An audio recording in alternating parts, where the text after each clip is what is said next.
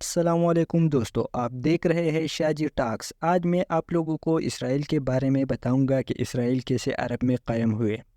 19ویں صدی کے آغاز تک فلسطین سلطنت عثمانیہ کا حصہ تھا، جہاں مسلمان، عیسائی اور یہودی تین قومیں آباد تھے۔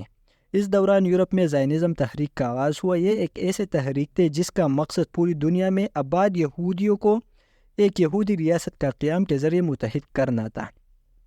اپنا مقصد کے حصول کے لیے ایک مقدس سرزمین کا انتخاب کیا جو مسلمانوں کے لیے اور یہودیوں کے لیے بھی بہت مقدس ہے۔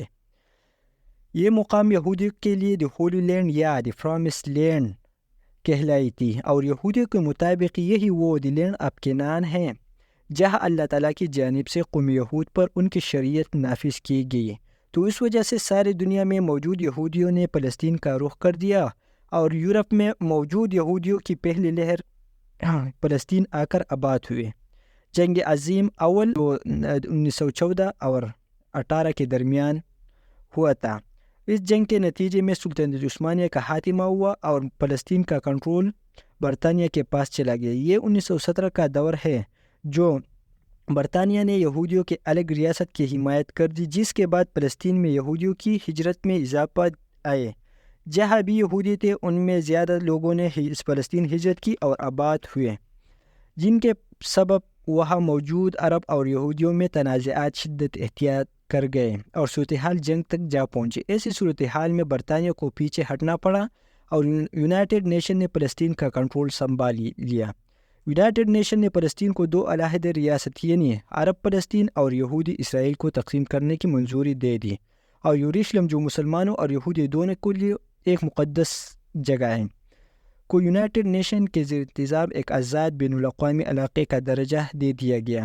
یہودیوں کی جانب سے یہ تسلیم کر دیا گیا، اور اس کے نتیجے میں 14 مئی 1948 کو اسرائیل معرض وجود میں آئے، لیکن ارد گرد عرب ممالک نے اس فیصلے کو تسلیم کرنے سے انکار کر دیا اور اسرائیل عرب جنگ کا آغاز ہو گیا، اور اس جنگ کے نتیجے میں اسرائیل کو فتح حاصل ہوئی، اور اسرائیل نے جنگ کے بعد ان علاقوں پر بھی قبضہ کر لی جن کو یونائٹڈ پارٹیشن پلان میں فلسطین میں شامل کیا گیا۔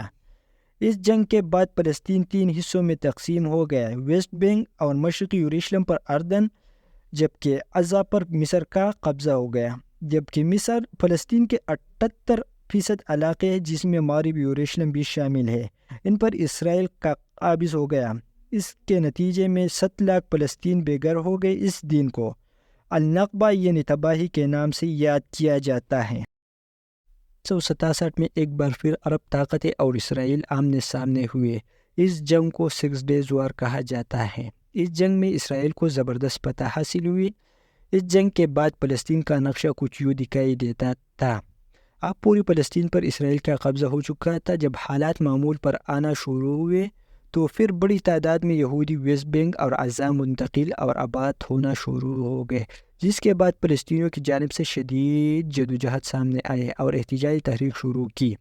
اس تحریک کی وجہ سے ایک مسلح تنظیم PLO پیپل لبریشن آرگنائزیشن کا قیام عمل میں لائے، جس کا مقصد صرف یہ تھا کہ کسی نہ کسی طریقے سے فلسطین کو اسرائیل سے آزاد کروانا تھا۔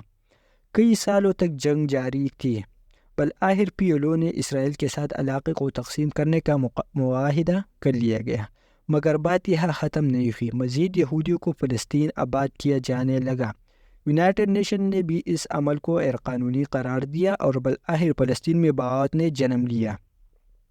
اس کے نتیجے میں حماس کا قیام عمل میں آیا، جو کہ غزہ کی پٹی اور ویسٹ بینک پر اسرائیل کی جبری تسلط کے خلاف قائم ہونے والے ایک سیاسی تحریک تھی۔ 1993 کو امریکہ، اسرائیل اور PLO کی جانب سے اسلو ایگریمنٹ پر دستخط کی گئی۔ اس معاہدے کے مطابق ویسٹ بینک کو 3 حصوں میں تقسیم کر دیا گیا: ایریا A جس میں سارا فلسطین ہے، ایریا B جو فلسطین اور اسرائیل دونوں آباد ہے، ایریا C جس میں اسرائیل ہے۔ یہاں ایک مسئلہ تھا۔ دراصل ایریا C جو کہ اسرائیل کے قبضے میں دیا گیا، وہاں بڑے تعداد میں زرعی زمین کے ساتھ ساتھ پانی اور معدنیات کے وسائل موجود تھے، جبکہ فلسطین کے کنٹرول کے علاقے میں ایسے وسائل نہ ہونے کے برابر تھے۔ مزید مذاکرات ہوئی لیکن اس کا کوئی نتیجہ نہیں نکلا۔ نتیجتاً دوسری انتفاضہ نے جنم لیا اسرائیل نے فلسطینیوں کے نقل و حمل کو محدود کرنے کے لیے ویسٹ بینک میں جگہ جگہ دیواریں اور چیک پوسٹ قائم کر دی، جہاں اسرائیل کے فوجی تعینات ہوئے۔ 2005 میں اسرائیل غزہ سے دستبردار ہو گئے، مگر ویسٹ بینک نے آبادکاری جاری رکھی۔ پھر غزہ میں حماس طاقت میں آ گئی اور فلسطین کی حکومت سے علیحدگی اختیار کر لی۔ اب غزہ اور ویسٹ بینک میں دو علیحدہ حکومتیں تھیں۔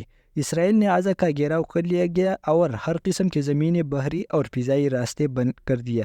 دسمبر 6، 2016 کو امریکہ صدر ڈونلڈ ٹرمپ نے یروشلم کو اسرائیل کا دارالخلافت تسلیم کر لیا اور امریکہ سفارت خانہ کو تل ابیب سے یروشلم منتقل کر دیا گیا۔ یہ حرکت یونائٹڈ نیشن کے معاہدے کے سراسر خلاف ورزی تھی۔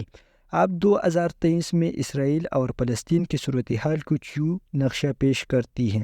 اگر ویڈیو پسند آئی ہو تو لائک اور دوستوں کے ساتھ شیئر کیجیے اور چینل کو سبسکرائب کرنا مت بھولیے۔